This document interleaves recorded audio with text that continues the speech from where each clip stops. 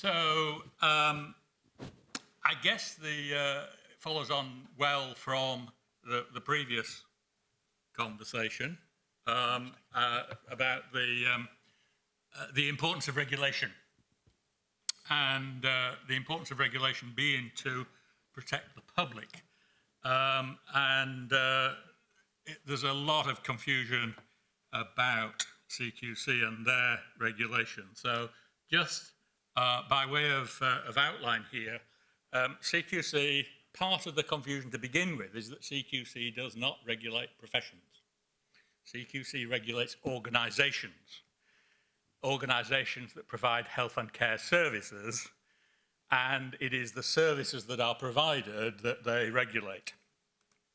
And their regulation is based upon the following services plus a few add-ons. So personal care and care accommodation, most of which you will see around social care and domiciliary care and for both learning disabilities and age and other infirmities, are a strong part of their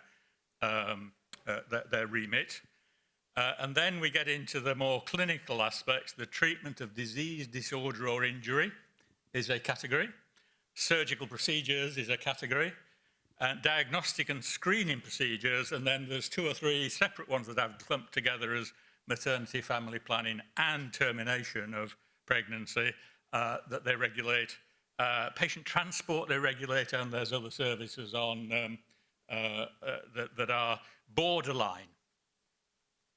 And the reason they regulate those is for the protection of the public, not from a point of view of an individual professional, but from the point of view of the organisation that is providing the service and the accommodation and the facilities and the training of teams.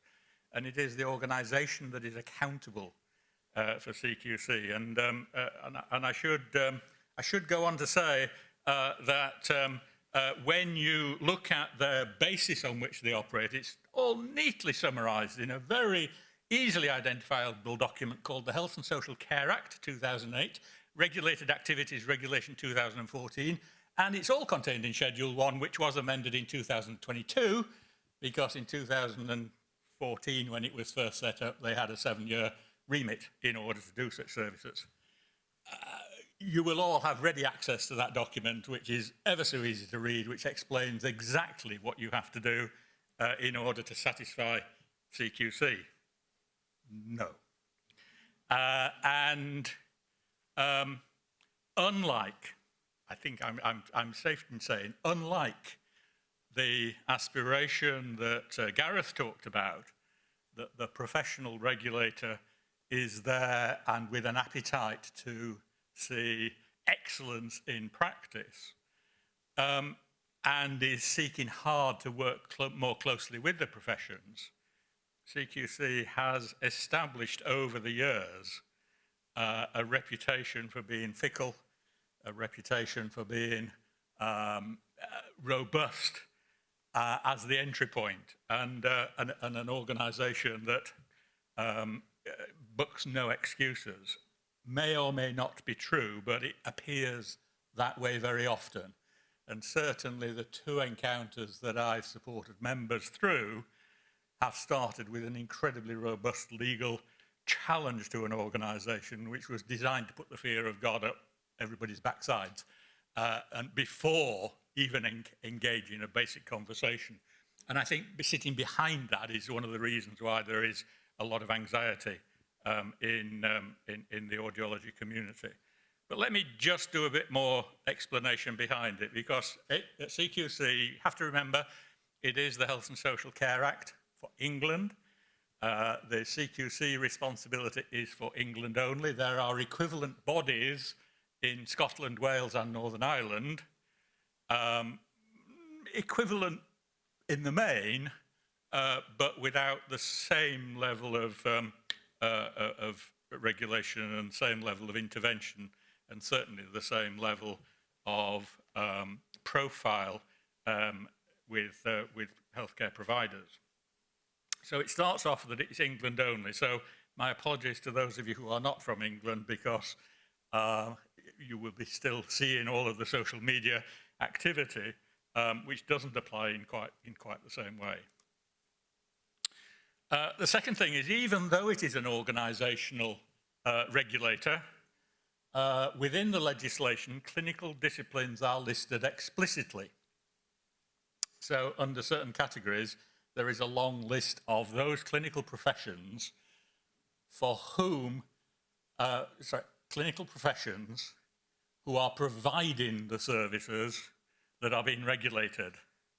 And so there's an inappropriate link between the clinician and the service. It doesn't mean the clinician is being regulated, it means the service as provided by the clinician is being regulated. And I'm deliberately trying to be disciplined in my words. If you were here for Alison this morning, I'm up in the the top left box there about being very logical about the detail. And the next piece of important information is that in the general regulations, hearing aid dispensers are not recognised as a clinical discipline. For the vast majority of in this room, I assume that is an insult. It is one of the reasons why one of my mantras over the years has been that audiologists wear their victimhood with pride, because it is part of the victimhood that sits behind the marginalisation of audiology. That here is yet another example of where audiologists are ignored on the clinical domain, which Gareth explained as he read those words from his father's document about the fact that hearing care is so little considered in the public health domain. Hearing aid dispensers are not recognised in HCPC, in the Act of Parliament behind HCPC, behind CQC, that is a clinical discipline. That means that some of the regulations, some of the services regulated are automatically outside of scope for audiologists. But there is a very explicit paragraph in the regulations that says that assessment of hearing needs by hearing aid dispensers for the fitting of hearing aids is explicitly exempt from regulation. Absolutely explicit. Provided you are assessing for the possible provision of hearing aids, CQC has no remit whatsoever on you as a hearing aid dispenser. Categorical. They may not actually say that to you, but that is absolutely written in the Act of Parliament. There is a caveat there, as there always is in these things. That explicit exemption applies when you are treating patients aged 19 or over, or you are treating people under 19 when the care that you're providing has been arranged by a school or an academic institution.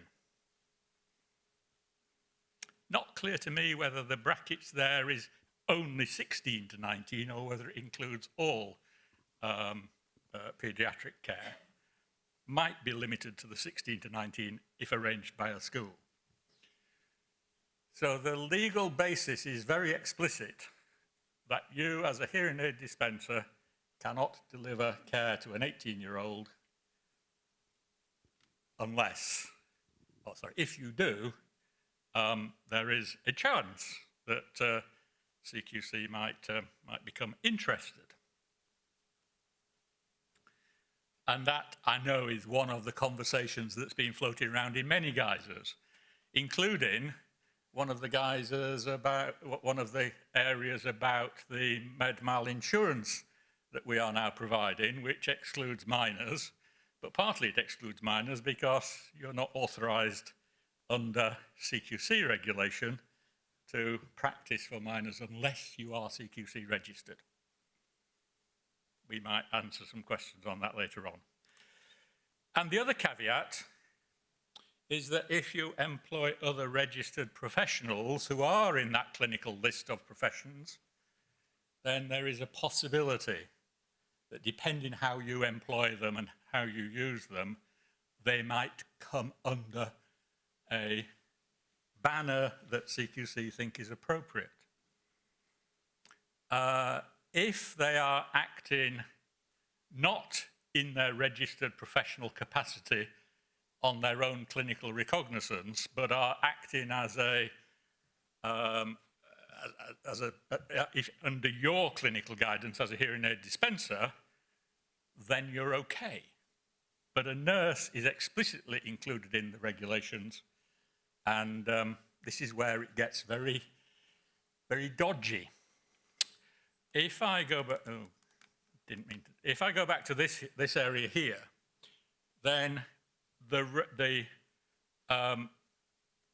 hearing aid dispensers are explicitly excluded under the category of services called diagnostic and screening procedures. When CQC has challenged people for the provision of care, regulated care, when they haven't been registered with CQC, they have always, in my experience to date, challenged on the basis of treatment of disease, disorder, or injury. And if they challenge in that basis, then the clinical profession of a nurse or an ENT consultant that you may be working in partnership changes the rules. I know this is tying in knots, but I'm trying to interpret the legislation and give you some comfort that provided you stay in a very clear area, you're okay. And actually the two cases that I've supported members on were both challenges that people were practicing for the treatment of disease, disorder, or injury. And my response, helping me to help them fight back against CQC challenge, was that wax removal is not a disease, it's not a disorder, it's not an injury, but wax removal is an essential part of the assessment of hearing care, because if there is wax present, you can't assess hearing care. And so wax removal comes under the diagnostic and screening procedures, if anywhere. CQC don't actually acknowledge this anywhere, but that's the argument that we make back, that it is an essential part of the assessment of hearing care, hearing needs, which is explicitly excluded if it is under the clinical leadership of the hearing aid dispenser. And my advice has been, when you get this incredibly threatening letter from CQC challenging you on a completely false premise, you go back to them with the same robustness. Do not act meek and mild. You use the same legal strength and vigor of your argument, say nonsense. We are not delivering treatment of disease or disorder. We are actually practicing this, which is not a regulated service. Go away. And both cases that has worked. Can be scary, but I go back to the fabulous talk we had this morning about the fact that it is the fear of our response that is going to cause more mayhem. It is the social media interaction of uncertainty creating more uncertainty, which I think is part of the challenge for us here. And we need to be very, very clear in our minds that the vast majority of wax removal provided by hearing aid dispensers does not come under CQC regulation. And more than that, I know a number of hearing aid dispensers are concerned about the risk assessment associated with wax removal and would prefer to see the care of wax removal coming under CQC regulation for the protection of the public. I am very clear that the protection of the public means that they need to have ready access to care that will help with their hearing so that they don't end up being disadvantaged any further. And that care with their hearing, which includes removal of wax, will only happen if it is an economically viable service for people to offer. And the risk of shutting down all wax services because CQC registration for simple services like that is prohibitive financially and in terms of activity. And so my sense is that the strongest risk to public safety is by stopping access to services. And when you see some of the ridiculous instruments that are being advertised on eBay and Amazon and all over the place, they are incredibly scary, some of those things.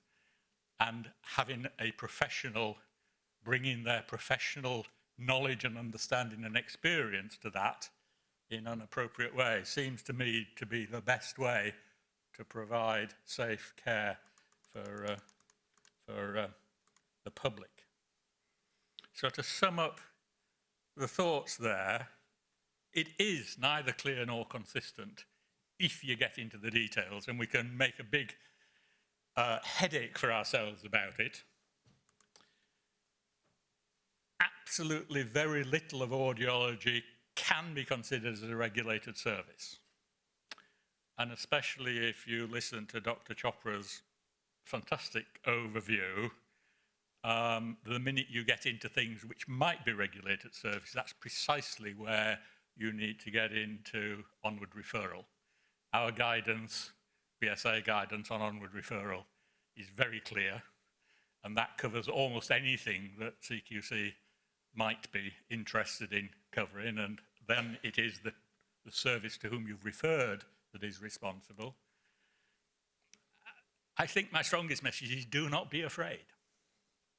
Yeah? It is the uncertainty which causes more fear than anything else. It is the robustness with which the challenge comes if there is a challenge. And part of the way not to be afraid is to be aware that your professional body is very clear and will support you in being able to argue the case for why the services that you're providing, if you follow the outline that we've discussed today, are not subject to regulation, but are being delivered with patient safety and care in mind. And finally, be robust if challenged. Do not be submissive to this, because part of the approach from CQC, quite frankly, is designed for large corporate organizations who will fight back, and you generally as smaller individuals have to adopt the same confidence and robustness in referring back. I know it's a complicated subject. It's neither clear nor consistent. I hope I've provided a little bit of insight that there is stuff out there that you can draw upon, and apologies if I've made it, some of the complications in exposing them, a little more complicated. I hope I haven't. But I'll leave it to, I'm sure there are going to be more questions now. I think that's fantastic. Thank you very much, David. Can we give him a round of applause? And before we carry on, we're going to have a few questions, and Rory's going to join David now just to help with any questions. But just want to say thank you very much for supporting our members the way that you have, particularly with this topic.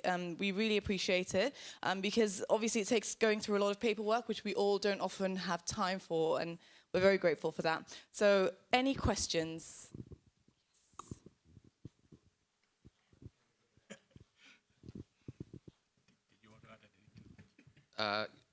Good afternoon, and thanks very much for the interesting talk. I think, as far as I can see, the grey areas where wax removal has become an issue is where people from, we say, auxiliary professions are taking wax removal courses without having any experience of ear care or with the care of supplying a hearing aid.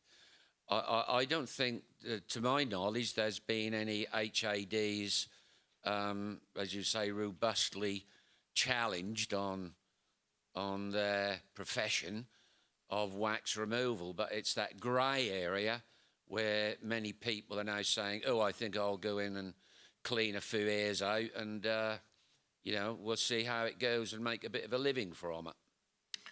Without mentioning any names at all, I know full well that one of the very early challenges that CQC actually made was directly to a hearing aid dispenser, and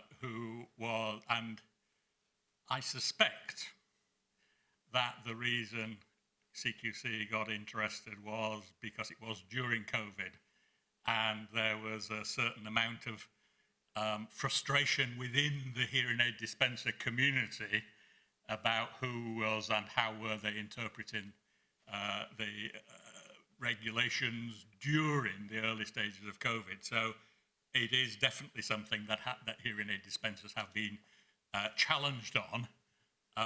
But you're right, I'm sure that in many cases it is the broad opening up of wax removal that is causing anxiety. However, I, as a non-clinical registered professional, I could set up a earwax removal service, and the only thing that would be my regulation would be what I can get insured for. There is nothing anywhere out there that stops me from setting that up, because I'm not a registrant in anything so relevant. So, yeah, but then you did mention about the supply of hearing instruments.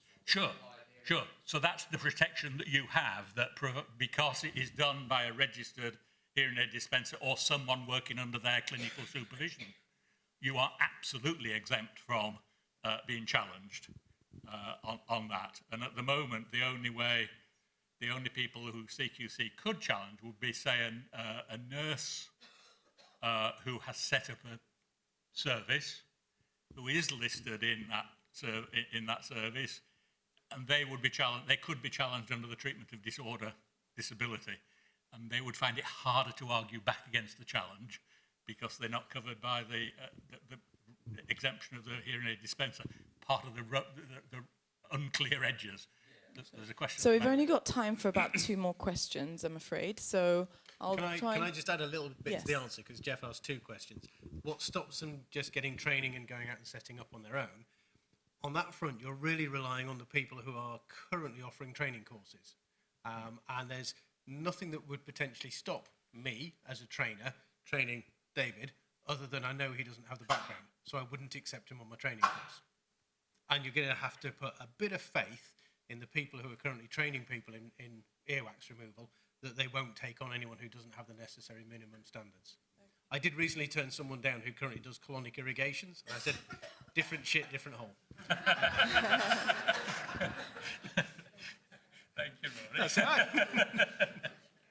Hello, thank you for the fairly clear outline. I think there is a bit of a grey area where I'm sure all of us see clients who just want wax removal at an age where their hearing may not be affected.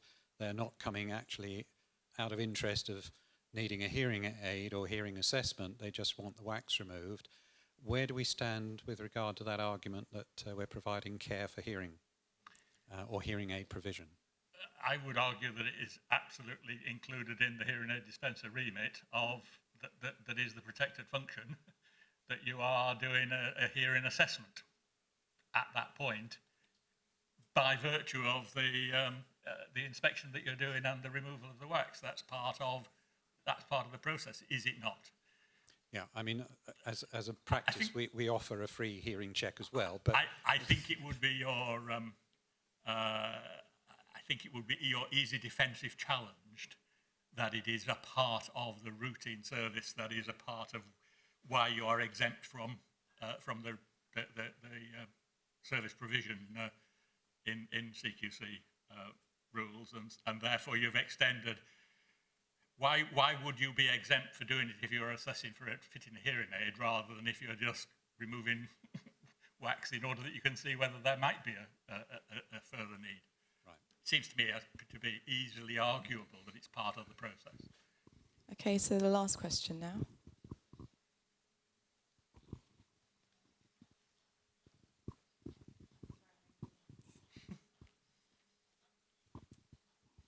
In regards to the caveats for, you're saying 16 to 19, is that only for hearing tests or will it include wax removal? Can I bang my head on? Well, it's just, some people offer, some of us are trained to remove wax from not necessarily paediatric patients, but those of school age. So where does that leave us if we're challenged? Because they're saying if you're providing it in terms of, like you're saying, you're providing it as part of that service, that's in that caveat. But we're not necessarily, as pointed out, testing their hearing. It's because they can't get it through the NHS, or they don't want to wait, or they need it done for, if they're having another service. I think that's the greyest of the grey areas, and thank you for, but I... No, it's not a clear answer for us. No. And I think, people keep getting approached by the CQC, so unless we can ask them for their clear, definitive answers... That was...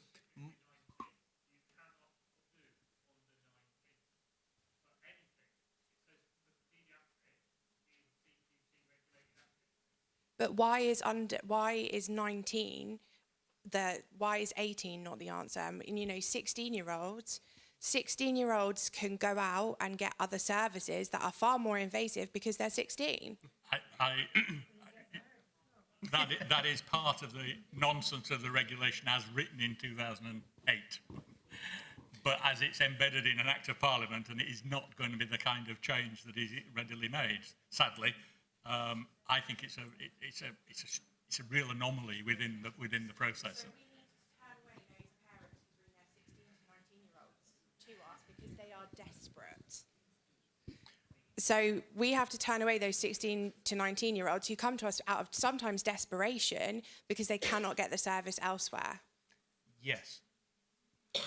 Unless you are willing to breach CQC regulations. Okay. Which I would highly recommend you don't. No, of course, no one wants that. But So turn away or redirect to someplace that you know is CQC registered okay. for that service. It varies depending on what service you're wanting to offer, and it's calculated on how many sites you have. Typically £1,800 per site. Per year. Per year. Which is why I say bringing it into regulation means that most services will be stopped. Yeah. So if you practice from 5 opticians, you're looking at £10,000 a year. We need to take that away, the issue of the under 19s away, and reflect further and.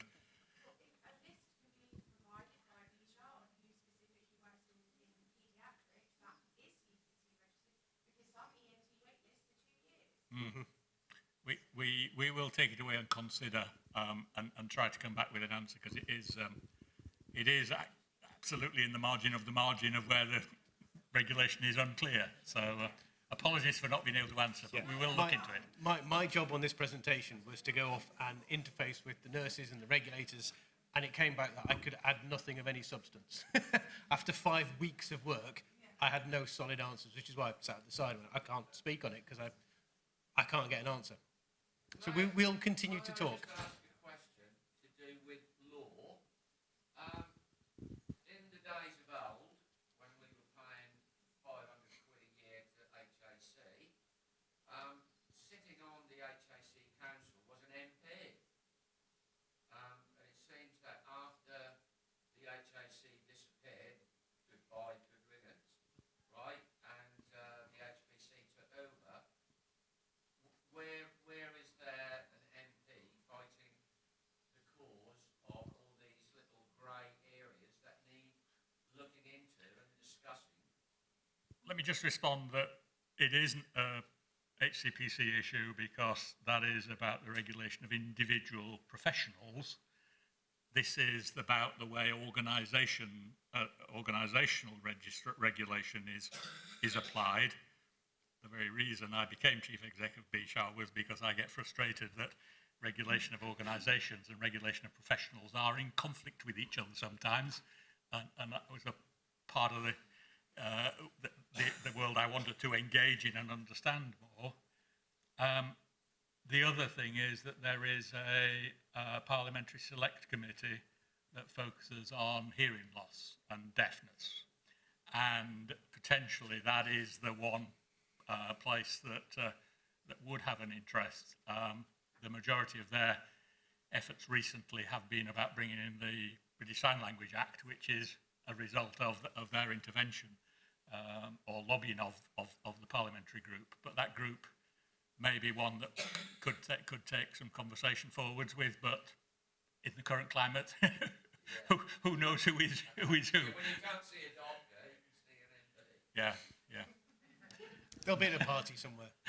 Okay, so I'll take that as we're going to look further into that and try and bring more answers on that area. But thanks again to Rory and David for that. Can we just give them a round of applause again?